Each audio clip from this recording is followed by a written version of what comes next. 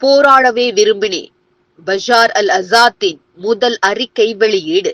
டமாஸ்கஸின் வீழ்ச்சிக்கு பிறகு முன்னாள் அதிபர் அசாத் நாட்டை விட்டு வெளியேறிய பிறகு அவரின் முதல் அறிக்கை தற்போது வெளியாகியுள்ளது. இந்த அறிக்கையில் பல விஷயங்களை அசாத் குறிப்பிட்டிருக்கிறார். சிரியா கிளர்ச்சியாளர்கள் வசம் சென்றதை அடுத்து ஹைமீம் விமான தளத்தில் இருந்து மாஸ்கோவிற்கு உடனடியாக வெளியேறுமாறு ரஷ்யர்கள் கேட்டுக்கொண்டதாக தெரிவித்தார். டமாஸ்கஸின் வீழ்ச்சிக்கு வழிவகுத்த கிளர்ச்சியாளர்களின் முன்னேற்றத்தை அடுத்து நாட்டை விட்டு வெளியேற வேண்டிய சூழல் ஏற்பட்டதாக அசாத் தெரிவித்தார். நாட்டை விட்டு வெளியேறும் திட்டம் இல்லை என்றும் கிளர்ச்சியாளர்களுக்கு எதிராக போராட விரும்புவதாகவும், ஆனால் மேற்கு சிரியாவில் உள்ள அவர்களின் தளங்கள் மீதான தாக்குதல்களை தொடர்ந்து ரஷ்யர்கள் அவரை வெளியேற்றினர் என்றும் கூறினார். இந்த நிகழ்வுகளின் போது எந்த நேரத்திலும் நான் பதவி விலகுவதையோ அல்லது அடைக்கலம் தேடுவதையோ கருத்தில் கொள்ளவில்லை.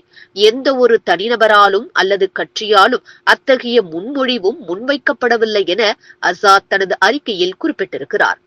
ஒரு சிலர் கூறுவது போன்று சிரியாவிலிருந்து தான் வெளியேறுவது திட்டமிடப்பட்டதோ அல்லது போர்களின் இறுதி நேரத்தில் நடந்ததோ அல்ல என்றும் அசாத் தெரிவித்தார்.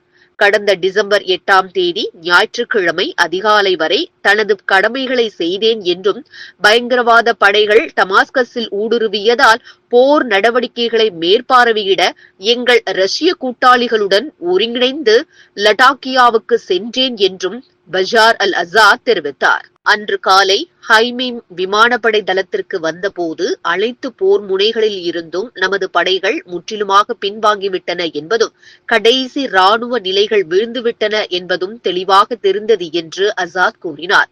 துரதிருஷ்டவசமாக அந்த நேரத்தில் நிலவிய சூழ்நிலைகள், பாதுகாப்பு காரணங்களுக்காக மொத்த தகவல் தொடர்பு முடக்கம் உட்பட பல்வேறு பிரச்சனைகளால் இந்த அறிக்கையை வெளியிடுவதில் தாமதம் ஏற்பட்டதாக அசாத் தெரிவித்தார்.